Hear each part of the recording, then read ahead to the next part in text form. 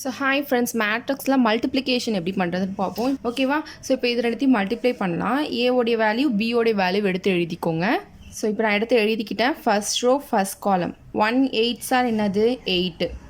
இங்கே மைனஸ் இருக்குது, ப்ளஸ் இருக்குது இங்கே. So plus into minus minus 3 3 sir 9. அதே மாதிரியே ஃபர்ஸ்ட் ரோ செகண்ட் காலம் பாருங்கள். 1 4 sir 4 plus into minus minus.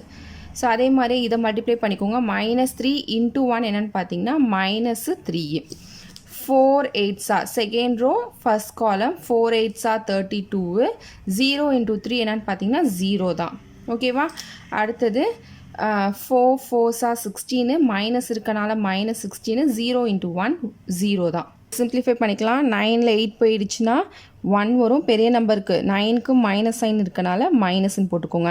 -4 -3 -7, இது வந்து 32, இங்கே -16. ஸோ இது ஏபி.